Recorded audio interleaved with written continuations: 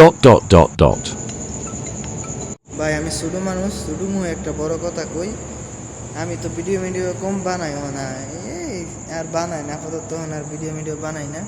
আর এই সবার মধ্যে নেট দেনও নাই, আর বানাইতাম না ভিডিও। আচ্ছা, দেশের যে পরিস্থিতি, আঙ্গর সাংবাদিক ভাই যারা আছেন, আসলে তাদের কাজটা কি? যে ট্রেন্ডে থাকে আপাতত রিপন মিয়ার একটা ভিডিও এটিএন টিভি বা এটিএন চ্যানেল ফাঁস করার বাদে রিপন মিয়া আপাতত ট্রেন্ডে আছে। সেই ট্রেন্ডের কারণে বাংলাদেশের বুক্কা গালি দিলে নিজের শরীরে আইব, লাভ নাই, মানুষের গালি দেয়।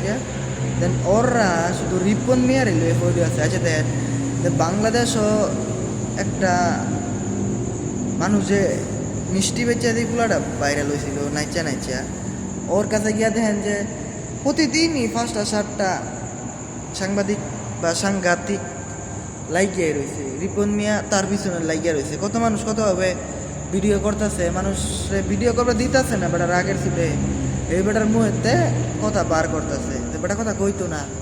তার বাদেও এই বেটার মুহেতে বালেতে মনে হয় কথা বার করে মুহেতে, এক ভিডিওর মধ্যে দেখলাম। আচ্ছা, সাংবাদিক বাইকর কি কাছে এইগুলা? আচ্ছা, একটা কথা কই, যে গতকাল রূপনগরে সিরাজগঞ্জ এলাকায় শিয়ালবাড়িতে যে অগ্নিকাণ্ডটা করছে, 16টা শ্রমিক একটা কোম্পানির মারা গেছে, একটা গার্মেন্টসের মারা গেছে। এই খবর এই বালা মতনে হইছে না বলতে, এরা কোনো ট্রেন্ডে নাই, কারণ এই কারণেই সেই ভিডিওটা ভাইরাল হয়েছে না। আমি শুধুমো একটা কথা কই, কে আবার মনে কষ্ট নষ্ট নিয়েন না বা কষ্ট পায়েন না। মুশকিল হয়ে গেছে।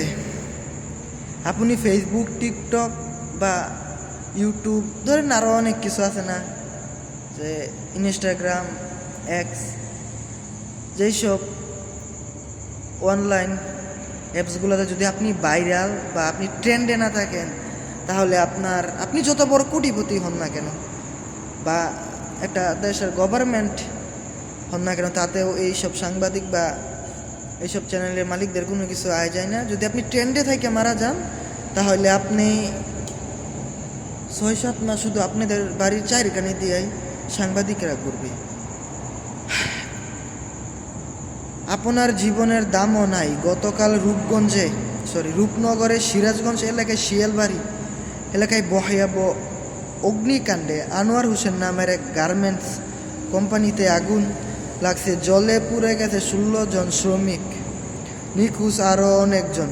পুরা গার্মেন্টসের সামনে প্রিয়জনকে ফিরে পাওয়ার আকুতি পরিবারের, এবং কি অসহায় আকুতি নিয়ে দাঁড়িয়ে প্রিয় মানুষ জীবিত বা মৃত ফিরে পাওয়ার জন্য এই আকুতি নিয়ে দাঁড়িয়ে আছেন, তবু একবার দেখার আশায়। না, এখানে ব্যাপারটা হয়েছে, ঘটনাটা ভাইরাল হয় নাই, অনলাইন অ্যাপসে জায়গা পায়নি। গার্মেন্টস কোম্পানি সহ 16 জন মৃত মানুষ, তারা ট্রেন্ডে নাই, কারণ তারা শ্রমিক। তাদের দুর্দশা পরিস্থিতি অনলাইনে পোস্ট করলে রিঅ্যাক্ট বা ভিউজ বা রিচ বাড়বে না। ট্রেন্ডে আছেন রিপন ভিডিও বা রিপন মিয়া, দেন দেখেন যে জাগর আইডিতে 1 মিলিয়ন বা 50,000 বা 40,000, 20,000, যাদের বাড়ি সিলেট, রূপগঞ্জ, যশোর, আবার হচ্ছে বরিশাল, ওইদিকে জামালপুর, ওই আবার হচ্ছে কুমিল্লা, ধরেন ওইসব এলাকার বা দূরের মানুষ যাদের বাড়ি শত কিলো দূরাফিল বা দূরে, তারা রিপন মিয়ার বিষয়ে কিছু জানে না, শুনে না। রিপন মিয়ার এটিএন টিভি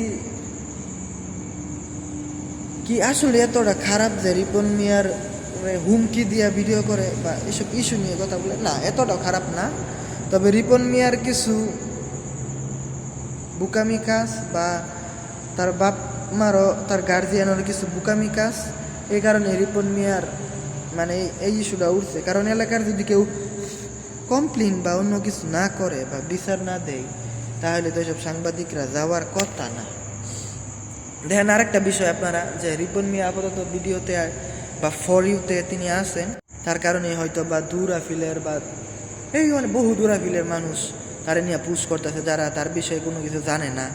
অনলাইনে যা দেখে তাই রিপন মিয়া যা অনলাইনে ফাঁস করে সেই সব দেখা উল্লাপাল্টা ভিডিও বানা বা পুশ করে দেন। আমার মতো আমি কিছু সব কিছু জানি, তারপরে মনে করলাম যে ভিডিও করতে গেলে এই কালচার বা আপনার কালচারের সাথে যায় না, মিশে না এইসব ভিডিও, তাই আর ভিডিও করি না। দেখেন যে অতগুলা মানুষ অতগুলা মারা গেল, অতগুলো লোক নিখোঁজ, কোম্পানির এতে এত কোটি কোটি টিহা লস বা একটা দেশেরও একটা বড় ধরনের ক্ষতি। তাহলে এইসব আসলে বড় বড় চ্যানেলগুলা মানে কি এতটা পুশ করতেছে না যে এখানে ওই ঘটনার সাথে বা সঙ্গে সঙ্গে ধরেন সাংবাদিকরা লাইগা থাকবো, সেইখানে কোনো সাংবাদিকই নাই। বা যারা ছোটোখাটো চ্যানেলের মালিক আছেন তারাও নাই। দেন এইগুলা যারা মানে কি বোঝেন না, সবার কাছে এখন মোবাইল আছে, সবাই দার্জির মতো পুশ করে, সবাই দার্জির মতো ভিডিও করে পুশ করতেছে। ধরেন ওইখান থেকে এই বড় বড় পেজের কাছে যখন এই ভিডিওটা যায়, তখন তারা ডাউনলোড কইরা কাইটা এটা হেটা কইরা আবার পুশ করে, যদি ওইটা ভাইরাল হয় বা ভাইরাল পরবর্তীতে যে কোনো সময় ভাইরাল হয়। দেখেন এটা ভিডিও ঘটনাটা হয়েছে 2 দিন হয়ে গেছে, এখনও কোনো নামগন্ধ নাই। আমি সলতুরি এটা নিয়ে শুধুমাত্র 2টা না 3টা চ্যানেলের মধ্যে দেখলাম, তবে সেই সব বড় কোনো চ্যানেল না, যারা 2 সেকেন্ড 3 সেকেন্ড 5 সেকেন্ড ভিডিও করে বা 2 মিনিট 3 মিনিট ভিডিও করে, ওইগুলা চ্যানেল। ধরেন যেগুলো সাথে আবার ব্যাক সাউন্ডের মিউজিকও লাগাই দেয়, ওই সব চ্যানেলগুলার কাছ থেকে আমি এই ভিডিওগুলো দেখলাম। যে তখন আমার কাছে একটা বিষয় খুবই খারাপ লাগলো যে আপনি বাংলাদেশের যত বড়ই মানুষ হন না কেন, যদি আপনি ট্রেন্ডে না থাকেন বা ট্রেনিংয়ে না থাকেন, তাহলে আপনার আসলে জীবনের কোনো দামই নাই।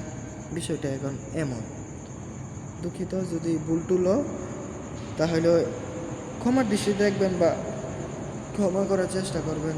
আসসালামু আলাইকুম রহমতুল্লাহ।